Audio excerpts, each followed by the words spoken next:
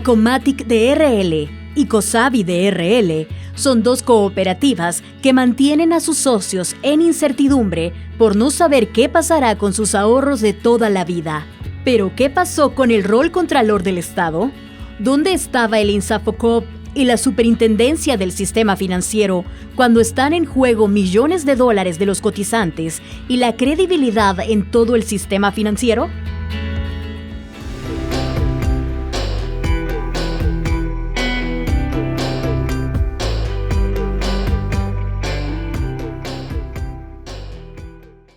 ¿Qué tal? Sean bienvenidos y bienvenidas. Nos encontramos nuevamente en un conversatorio de audiovisuales de la Universidad Centroamericana José Simeón Cañas, UCA.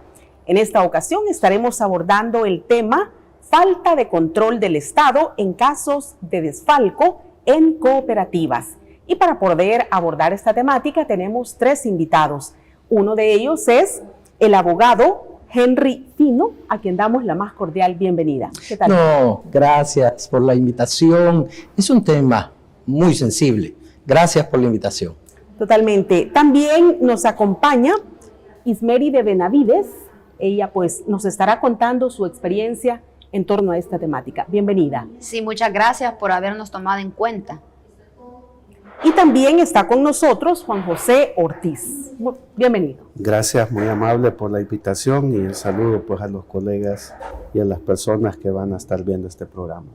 A mediados del año 97 ya conocíamos un escándalo, ¿verdad? Justamente es el caso FinCepro-INCEPRO, donde en ese momento se hablaba del delito de defraudación a la economía pública y era una suma importante de millones los que se dijo fueron extraídos, fueron robados. Queremos que nos cuenten qué ha sucedido en estas cooperativas. Bueno, lo que ha pasado es triste porque lastimosamente somos 4.514 víctimas que vamos en este barco tratando de sacarlo adelante.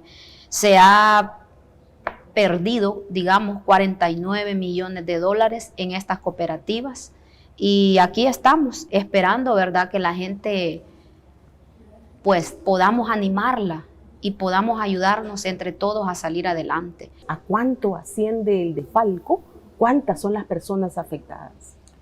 Bueno, en el caso nuestro, ¿verdad? Y parece ser que es una variable común. ¿Qué es el caso Cosavi? En la crisis que ya estamos experimentando de todo el sistema cooperativo financiero, lo que ha habido es una falla de la institucionalidad y del ordenamiento jurídico que rige el funcionamiento de las cooperativas.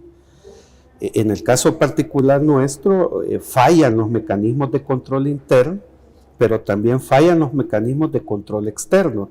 Es decir, las instituciones del Estado que existen para monitorear, vigilar y controlar que este tipo de fenómenos no sucedan. Que el caso Cosavi es un tema político con lamentables implicaciones para 10.317 afectados, ¿verdad? Pero que si no se hace una intervención oportuna de este problema que está teniendo el sistema cooperativo, ya no solo vamos a ser los afectados de cada una de las cooperativas, los que vamos a poner en riesgo nuestra salud física y mental, sino que aquí se está poniendo en riesgo incluso problemas de la agenda económica nacional, ¿verdad? ¿Usted pudiera hacernos rápidamente una lectura de este hecho, ¿verdad?, que ocurre, el caso específico FinCepro-INCEPRO, allá por el año 97? Ambos casos que nos acompañan ahora no son los únicos, ¿verdad? Se menciona a FinCepro-INCEPRO, Fomiexport, ¿verdad? Pero también recordemos que hubieron otros, como la tequilera Agave, o la OBS, ¿verdad? O Credit Club, ¿verdad? En el país, lamentablemente, han sido varias las estafas que a ahorrantes, depositantes, se les ha hecho.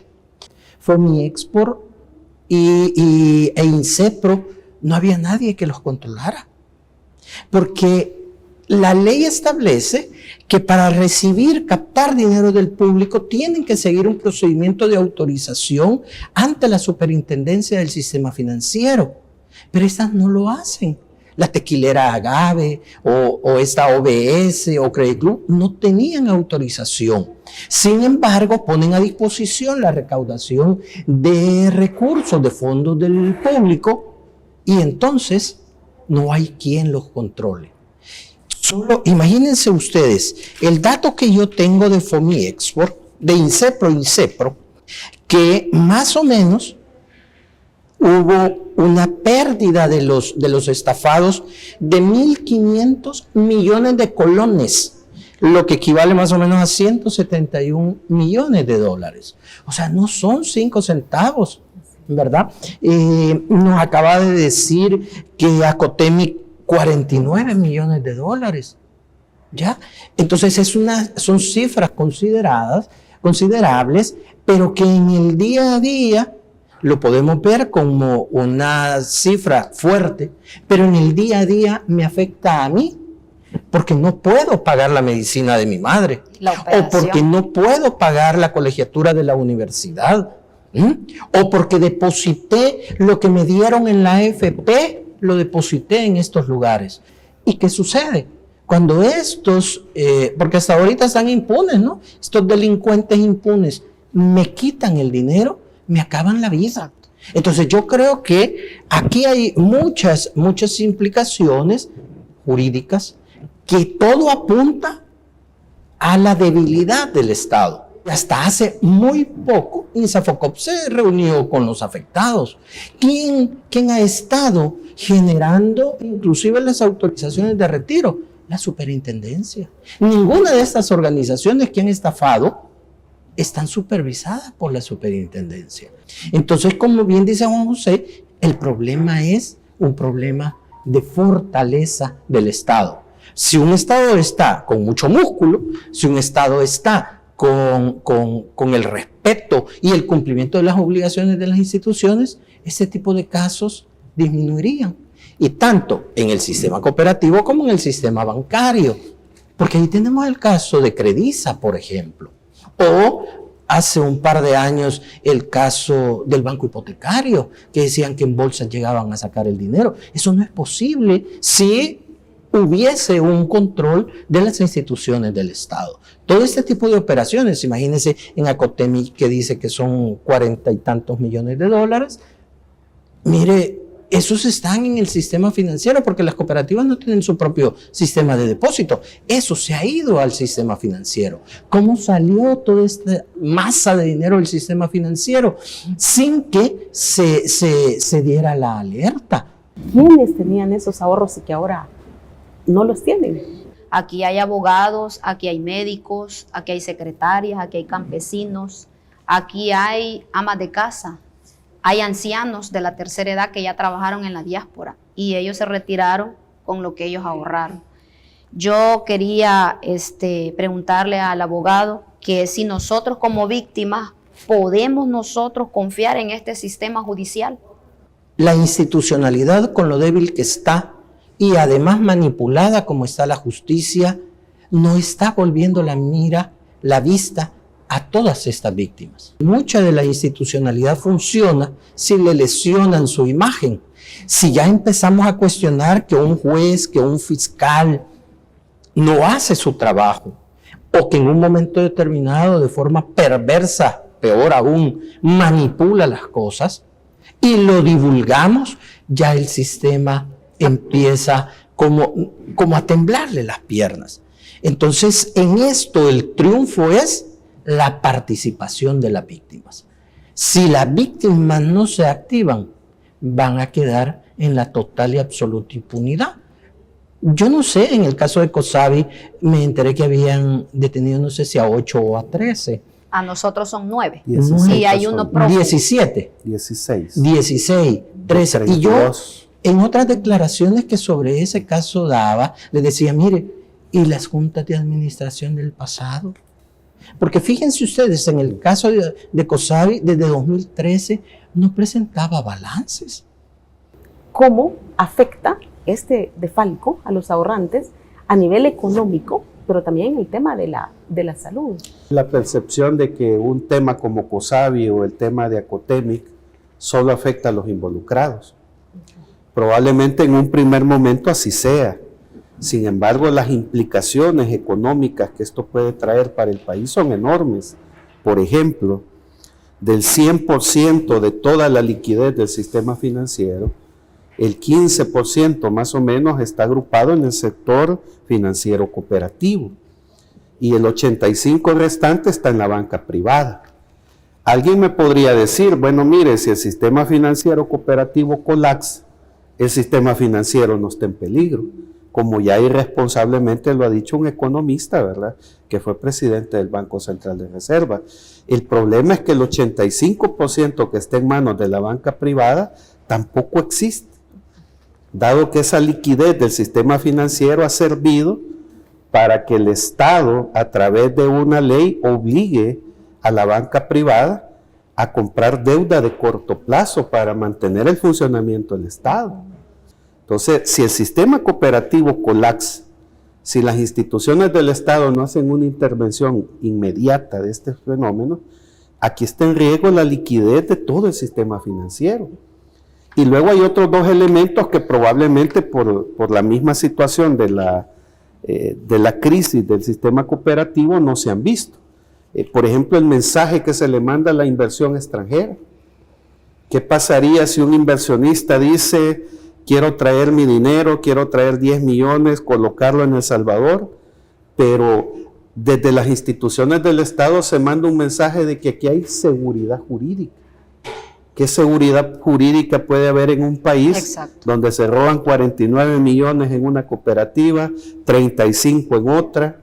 Aquí también se está mandando un mensaje de riesgo país. En El Salvador se están robando millones de dólares con la anuencia de las instituciones del Estado. Entonces, un problema que solo afecta a 10.300 en COSABI, afecta a más de 10.000 personas en Acotemix. Si no se hace una intervención oportuna por parte de las instituciones del Estado, esto puede traer consecuencias para la economía del país. ¿Cuáles son las instituciones encargadas de poder fiscalizar a las cooperativas? Parece extraño, pero el gran protagonista en todo esto que define que le van a dar $1,000 o 2,000 o 3,000 es la superintendenta del sistema financiero. No hay supervisión. Aquí cualquier sinvergüenza puede retirar cualquier cantidad de dinero y se la lleva. Y tranquilo. Entonces yo creo que aquí, lamentablemente, en conjunto, esta parte de la supervisión de la institucionalidad del Estado no funcionó. Tanto por parte de INSAFOCOP como por parte de la superintendencia. Pero también la institucionalidad al interior de las cooperativas no funcionó. Pero no funcionó porque el ente estatal no les obliga a funcionar. Si el ente estatal estuviera, mire, junta de administradores, ¿cómo están? Enséñeme sus actas, cada cuánto se reúnen, le presentan a todos los cooperativistas, miembros de la cooperativa, dueños de la cooperativa, los balances, pero los balances reales. Porque yo les aseguro que muchos de estos balances que fueron presentados en las asambleas de las cooperativas que tienen obligación de hacerlas año con año, posiblemente fueron maquillados. Porque ahí no consta que un presidente de la Junta de Administradores se llevó 7 o 10 millones, ¿verdad? No consta. Entonces, pero a los cooperativistas les señalan una cara bonita. ¿Y el rol jugado por la Fiscalía? El rol jugado por la Fiscalía es tardío, porque en un momento determinado hay información que la Fiscalía ya hace rato venía investigando a COSABI. Sin embargo, sí, exactamente. Y fíjense ustedes, ¿cómo es posible que están viendo, porque les resulta un poco sospechoso, o en las redes sociales, que ahora es un medio de difusión, ¿verdad? Han oído algunas cosas y bueno, se ponen un poco nerviosos, ¿no? Sin embargo, las dejan continuar funcionando. COSABI, la pérdida supuestamente son $35 millones. Sí. Y la superintendencia está metida de cabeza. 49 millones y, no está y la superintendencia no está ahí. Entonces, ¿dónde está la diferencia? Yo creo que aquí, o sea, lamentablemente, el actuar de las instituciones a veces lo hacen pensar mal a uno. ¿Qué es lo que quieren apresuradamente ocultar de COSAVI? Y no les interesa porque posiblemente ese virus que tiene COSAVI no lo tienen ustedes. Y entonces los han dejado que vaya fluyendo a paso de tortuga y con 2 pasos adelante y 3 para atrás, el caso de ustedes. Para terminar esta vueltecita aquí de esta conversación, yo quiero decirle a Henry algo que él dijo, yo le quiero corregir. Acomatic no se ha reunido INSAFOCOP con nosotros. Tampoco. No, yo no sé si lo ha hecho COSAVI. con ellos. Tampoco. No, Fuimos nosotros los que los fuimos a buscar. Ajá, ya. eso yo quería aclararlo ante las cámaras. Con esta cooperativa, absolutamente nadie de lo que es la autoridad de nuestro país se han comunicado con nosotros para decirnos, solo nos reunieron y nos dijeron cuánto ellos tenían confiscado, porque la cooperativa tiene un dato y la fiscalía tiene otro dato. La fiscalía dijo en esa reunión, que es la única, lo recalco, en la cooperativa, que dijeron que tenían para darnos el 10%. Si usted tiene $30,000, podrán reembolsarle con lo que ellos tienen incautado el 10%. Hasta que ellos vendan propiedades, terrenos, vehículos, que los vehículos ahí se están deteriorando. Claro. ¿Nos van a entregar latas acaso? Dije yo en una entrevista. Yo me siento como que soy salvadoreña, pero no tengo derechos, como que no tengo voz. Así me siento yo, así se siente mi madre y así se sienten todas estas víctimas. 4.514 víctimas. Y aquí es interesante, ¿verdad? Porque el presidente en una cadena nacional ha dicho que él se entera hasta cuando un baño de una institución pública no funciona.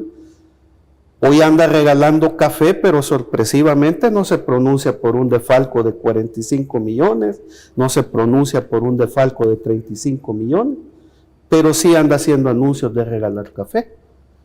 Y como él mismo dice, cuando un baño no sirve, yo me entero. ¿Cómo es que no se entera que el sistema cooperativo financiero está a punto de colapsar? Ya para ir cerrando de manera muy puntual, Henry, ¿a qué escenarios nos vamos a estar enfrentando, ¿verdad?, ante esta falta de control y respuesta? Yo creo que lamentablemente nos vamos a enfrentar de nuevo a la impunidad. Porque, como yo lo señalaba hace un momento, vamos posiblemente y confiados ingenuamente en el sistema judicial, porque es un escándalo. Imagínense ustedes, sobreseen a uno de los imputados que han detenido, o sea, la población va a reaccionar, ¿verdad? Entonces, seguramente todos estos serán condenados, aunque posiblemente tuvieron más o menos participación, pero para evitar el escándalo, posiblemente son condenados. Perfecto, pagan penalmente lo que hicieron, pero la impunidad galopante se continuará viviendo porque los recursos no se van a recuperar y a las víctimas no se les va a resarcir el daño. Entonces vamos a tener a unas personas cumpliendo, pagando una pena, pero 10,000, 15,000 víctimas seguirán reclamando justicia. No se dejen intimidar con la prepotencia de los funcionarios. Exíjanles que cumplan con sus obligaciones. Vayan a la fiscalía, pregunten cómo va y que les rindan cuentas, especialmente de esa parte, de todo ese dinero, cómo lo están tratando de recuperar. Muchas gracias. Bueno, amigos y amigas, les agradecemos a ustedes por haber estado pendientes de este conversatorio y por supuesto a ustedes por haber compartido sus experiencias y las diferentes situaciones a las que como país nos estamos enfrentando. Que estén muy bien.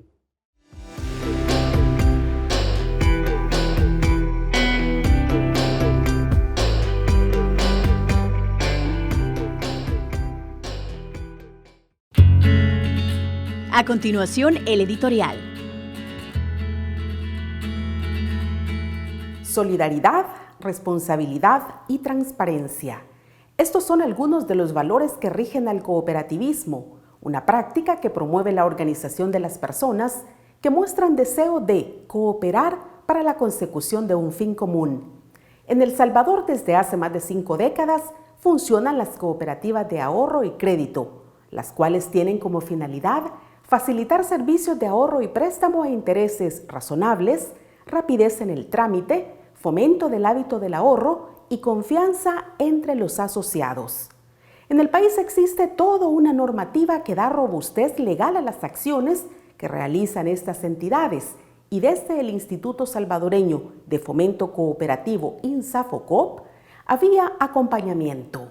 Sin embargo, desde el pasado mes de julio se presentó un anteproyecto de ley ante la Asamblea Legislativa para la disolución, liquidación y traslado de funciones del INSAFOCOP, con el objetivo, según se planteó, de descentralizar las funciones que realiza el instituto. Esta situación se da en momentos en los que se habla de nuevos fraudes que mantienen en el limbo a cientos de familias que tenían guardados sus ahorros en estas cooperativas. Los casos que han salido a la luz, no precisamente por acciones de la Fiscalía General de la República o la Policía Nacional Civil, han dejado al descubierto la facilidad con la que millones de dólares pueden desaparecer de las cooperativas sin dejar rastro. El caso de COSAVI nos recuerda otros ocurridos en el país, el caso OBC, el caso FinCepro y más recientemente el caso Forex. En todos los casos, las instituciones estatales han fallado en el cumplimiento de su mandato legal. En los casos actuales, se habla de involucramiento de la clase política y del narcotráfico. Oficialmente no se conocen detalles de cómo van estas investigaciones. Mientras tanto, las familias esperan una respuesta favorable que les permita recuperar el dinero que confiaron a un sistema de ahorro que per se no es malo, pero que al no garantizarse los controles adecuados, permite y fomenta la corrupción. Que el gobierno aproveche la oportunidad bajo la justificación del caso COSAVI para reformar la ley del INSAFOCOP es, por un lado, evadir la investigación que debería estar haciendo de manera diligente y efectiva para garantizar los ahorros de los usuarios que han sido víctimas. Al mismo tiempo, estaría eliminando la posibilidad de profundizar en la hipótesis que, en este caso, hay funcionarios de gobierno y el partido que representan involucrados y que han recibido beneficios de COSAVI. Pero además, estaría cerrando oportunidades de acceso a pequeños créditos a personas excluidas por el sistema financiero, bancario.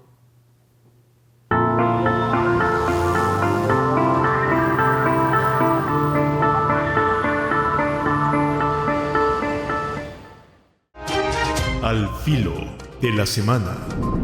Análisis de temas nacionales e internacionales con un enfoque diferente. José María Tojeira, al filo de la semana. ¿Cómo están? De nuevo estamos con ustedes aquí al filo de la semana. Vamos a empezar con el tema de las desapariciones. Habíamos prometido tratar el tema esta semana. Lo vamos a tratar muy brevemente. Miren, el hecho es que las desapariciones siguen siendo un problema constante y repetitivo en el país. Es algo que hay que enfrentar. No hay protocolos adecuados para dar seguimiento a las desapariciones. Da la impresión que las instituciones no tienen tampoco demasiado interés. A veces se disculpan diciendo que los desaparecidos vuelven a aparecer, etc. Pero hay desapariciones graves y hay que tomarlo en cuenta y hay que hacer el esfuerzo para enfrentar el problema. Debería escucharse a la sociedad civil, que tiene incluso protocolos mucho más exigentes y mucho más adecuados a las desapariciones que los que puede usar hasta el momento, por lo menos, el Estado. Escuchar a la sociedad civil, a las víctimas de los desaparecidos organizados, es importante, indispensable y necesario. Y además es un bien para el país. Recordemos que las desapariciones son delitos de lesa humanidad y son delitos permanentes, es decir, no prescriben nunca, porque al estar desaparecido, hasta que se sepa el resultado del hallazgo de la persona, se puede tomar decisiones de tipo judicial, compensatorio, lo que sea, ¿verdad? Es decir, es algo permanente, es una deuda permanente. En la medida que se acumulan desapariciones, se acumulan problemas para el propio Estado. Debería enfrentarse el problema con rapidez. Como digo, ojalá se escuche a la población civil. También hay un problema extra en este tema de las desapariciones, y es que muchas de las detenciones, o por lo menos algunas de las detenciones acaecidas con el régimen de excepción, se asemejan mucho a las desapariciones, y algunas son acusadas como desapariciones. Hay gente que está en la cárcel y no hay manera de encontrarla, ni siquiera para los jueces. Entonces, evidentemente, eso es una desaparición, y desaparición en manos del Estado es un problema como muy serio, ¿verdad? Es decir, el tema de las desapariciones es un tema que hay que tomar en cuenta en el país y que no se está dándole la importancia y el seguimiento que se le debe dar. Vamos a pasar a otro tema de alguna manera vinculado también al tema de la desaparición, que es el tema de la información. Miren, hay una tendencia a ponerle reserva de información a todo, ¿verdad? Ya los anteriores gobiernos a veces ponían reserva de información donde no deberían ponerla, pero ahora se ha multiplicado con el actual gobierno, con el actual partido en el poder, digamos, se ha multiplicado la tendencia a buscar reservas de información, y reservas de información a veces con explicaciones o con justificaciones absurdas, ¿verdad? Alguna vez oí decir que un plan gubernamental tenía reserva de información para que no nos lo copiaran.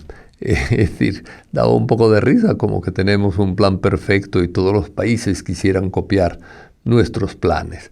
Es un poco absurdo eso, pero el reservar información sí es un problema. De hecho, había un estudio del OUDH que dice que de las 25 responsabilidades señaladas por la Ley de Acceso a la Información Pública, ¿verdad?, y analizadas en 18 instituciones gubernamentales, ninguna de ellas completó todas las responsabilidades. Es decir, tenemos que crecer, hay una ley, hay que cumplirla. Los funcionarios no pueden saltarse las leyes, ¿verdad? Si hay una ley, se debe cumplir. Si es difícil de cumplir o hay alguna dificultad que imposibilita el cumplimiento, también lo que hay es cambiar la ley para eliminar las imposibilidades. Pero la ley de acceso a la información salvadoreña es una ley buena y bastante democrática. Entonces sería bueno mantenerla y exigir al Estado, el propio Ejecutivo insistiera, o Legislativo o Judicial, porque todos tienen parte en el incumplimiento, que todas las autoridades dentro de estas instituciones exigieran realmente que se cumplan con las responsabilidades de la ley. Este ocultamiento de información tiene también una repercusión delicada en el tema de la información privada, no la información privada de personas concretas, sino la información de periodistas, y periodistas especialmente críticos, ¿verdad? Se les dificulta la información, y cuando sacan algo que a base de investigación lo logran poner en público, se les insulta, se les dice que son mentirosos, se trata de acusarlos de manipular la información, y a veces pues se desatan campañas de odio contra personas concretas que ejercen el periodismo en el país. Por cierto que las mujeres periodistas son las más amenazadas y las más expuestas a insultos, a amenazas, etcétera, ¿verdad?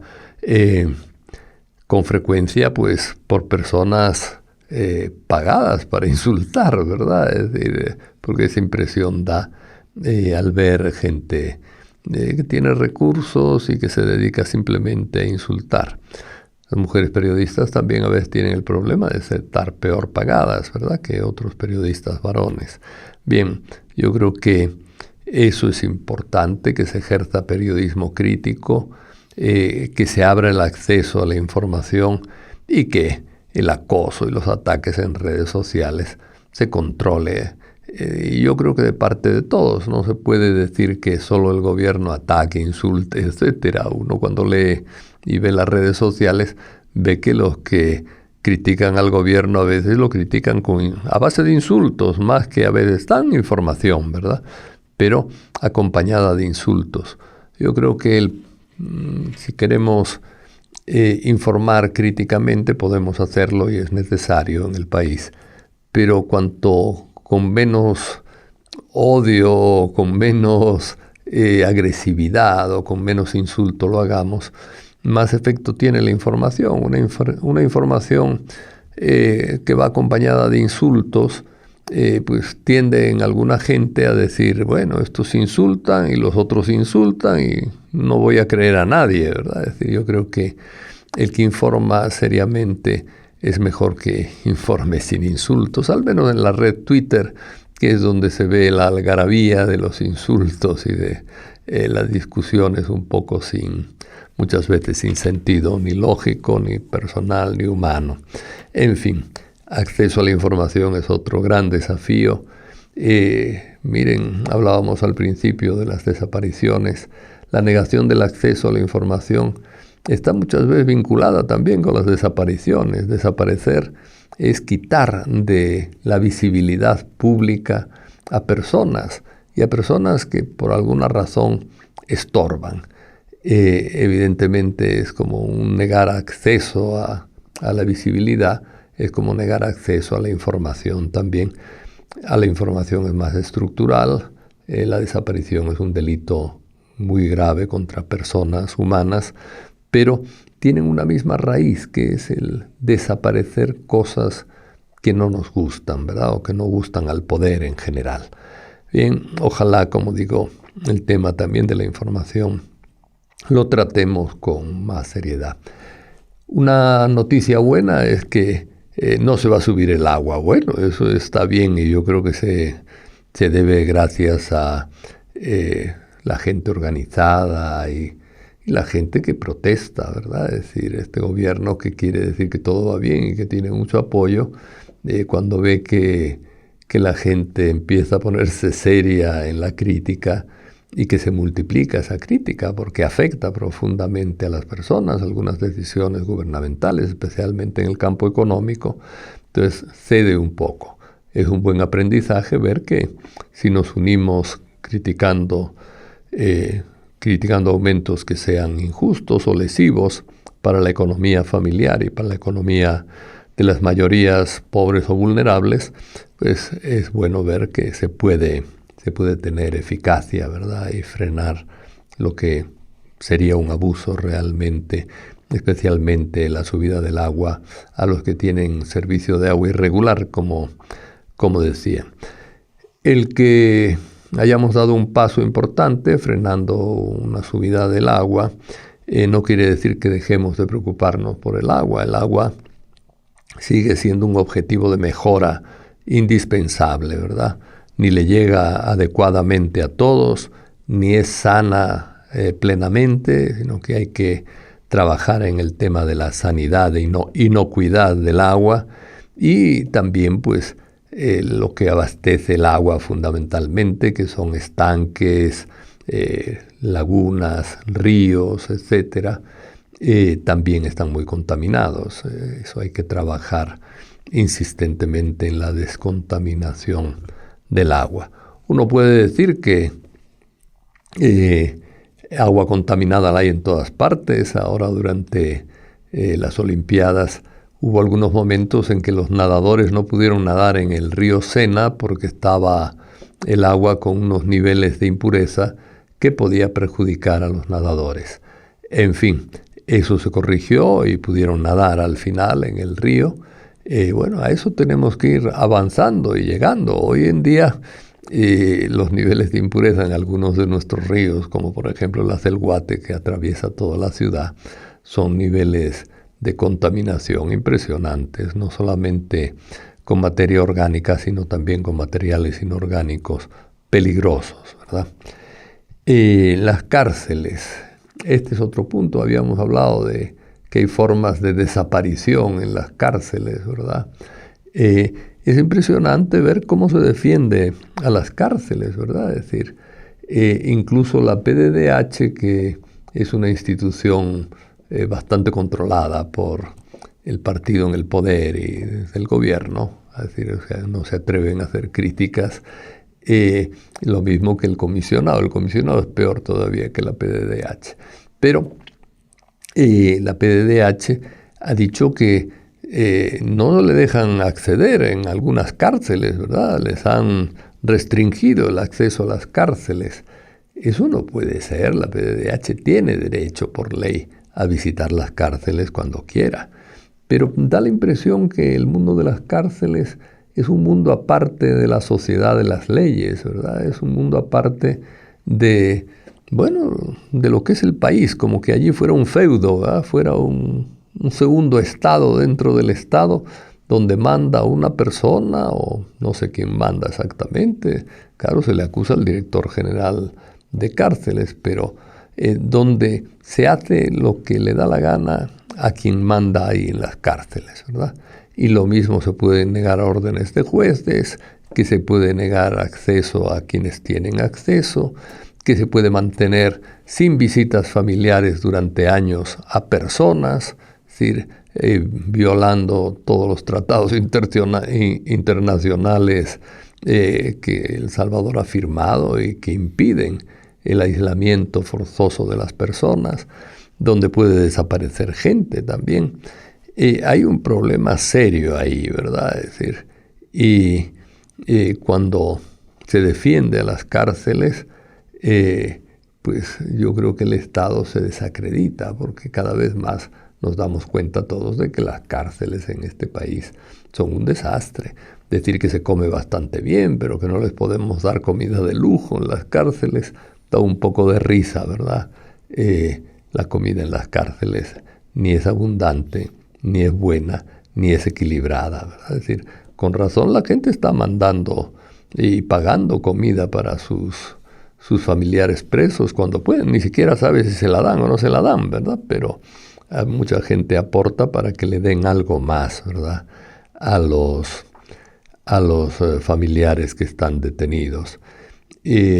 También, pues, es interesante sobre este tema de las cárceles, que lo ligamos con el estado de excepción que estamos sufriendo.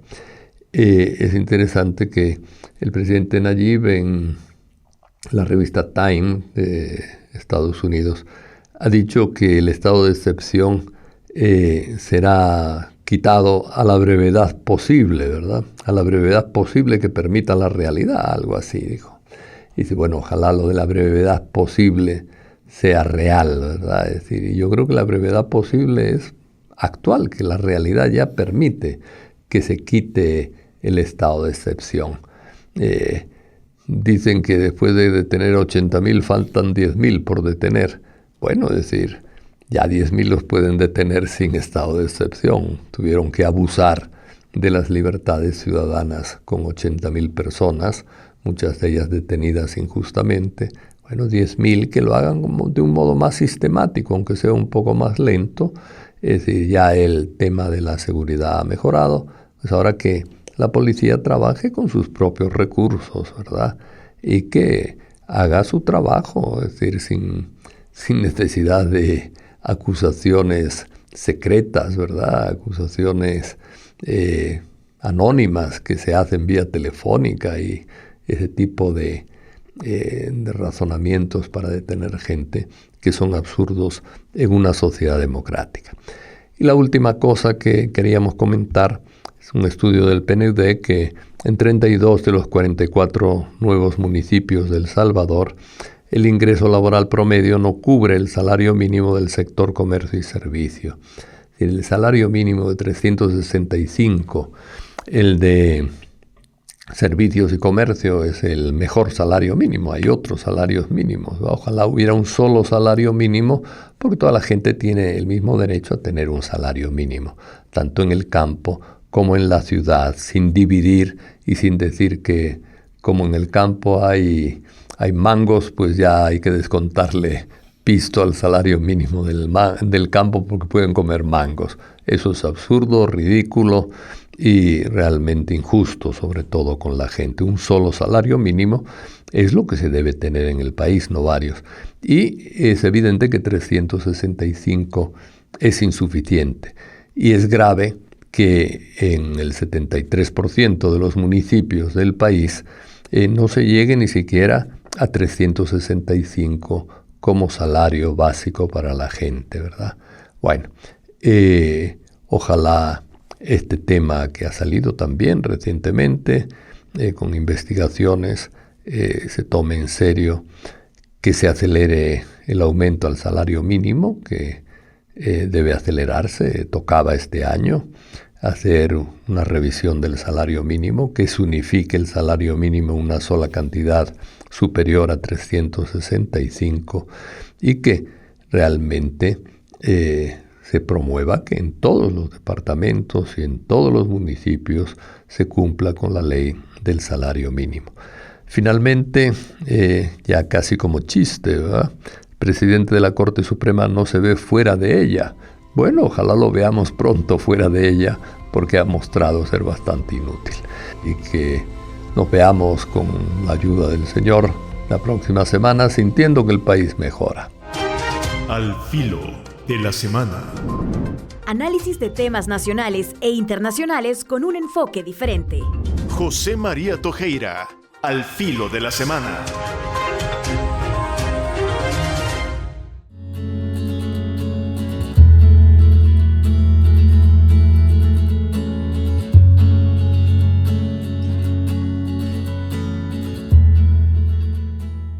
El pasado 28 de agosto, el Auditorio Elvis Salinas Ramos de la UCA fue el escenario del estreno en El Salvador del documental Patrullaje.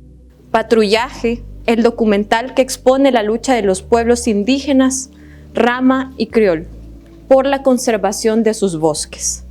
Este documental aborda la grave crisis ambiental que atraviesa la Reserva Biológica Indio Maíz en Nicaragua, por la deforestación a causa de la ganadería ilegal. Este evento reunió a catedráticos y estudiantes de la UCA, tanto salvadoreños y nicaragüenses, así como público en general, quienes asistieron para conocer de primera mano la cruda realidad de la deforestación y expropiación de áreas preservadas en Nicaragua. La proyección del documental contó con la presencia del codirector y productor Camilo de Castro y de Christopher Jordan, director de la organización Rick Wild. Ambos invitados de honor compartieron en un conversatorio sus experiencias y expectativas sobre la devastadora situación que se vive en tierras nicaragüenses. Durante esta charla, se profundizó en los desafíos que enfrenta la preservación de estos territorios y en las posibles soluciones para frenar la destrucción de estas valiosas reservas naturales. A la vez, invitaron a que se unan a este tipo de iniciativas para combatir la destrucción de los ecosistemas en nuestro planeta.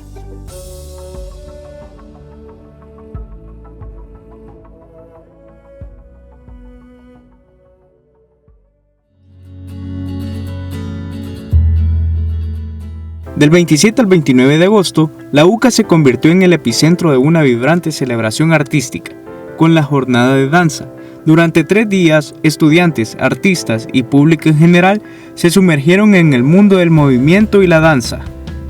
La jornada incluyó una variante programación que abarcó talleres especializados, presentaciones en vivo y sorteos. Además, las presentaciones nacionales e internacionales enriquecieron el evento con un estilo único. Entre los invitados, contamos con la participación de la Universidad Rafael Andívar de Guatemala y la California State University de los Estados Unidos. Para nosotros esta invitación este año fue una gran sorpresa. Estamos muy agradecidas y estamos muy felices de haber venido y de haber podido conocer y compartir con tantas personas y haber tenido como la oportunidad de estar aquí con tan buena organización. I was motivated to come to this event this year because I was here a year and a half ago for Festival Nómada And it was an amazing experience, and I met so many beautiful people, and I saw so much amazing art. So I really wanted to come back and bring students with me from my university, California State University, Long Beach. So when we received the invitation from Roberto, we were so excited and we are so pleased to be here. Talentos nacionales también brillaron en esta jornada de danza, como Danza UCA, Byron Nájera y el colectivo Raíces, entre otros que también enriquecieron este maravilloso espectáculo. Para mí ha sido todo un placer poder compartir. Este ha sido un gran trabajo, pues, tanto con el elenco Danza UCA, que trabajamos el Camino de los Justos, que llevábamos un mensaje para memoria histórica de recordar de las personas que siempre luchan por lo que está correcto, por todos los derechos humanos. Creo que en toda la jornada, creo que el mensaje de integración y de diferentes temas es sumamente importante.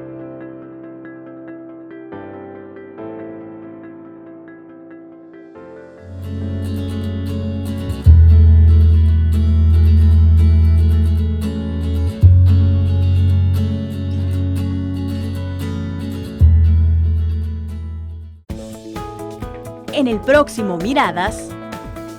En la toma de posesión de su segundo periodo, ya de forma inconstitucional, Nayib Bukele dijo que tras resolver el problema de la seguridad, su gobierno enfocará sus esfuerzos en la economía, no sin antes advertir que para esta solución sería necesaria una medicina amarga.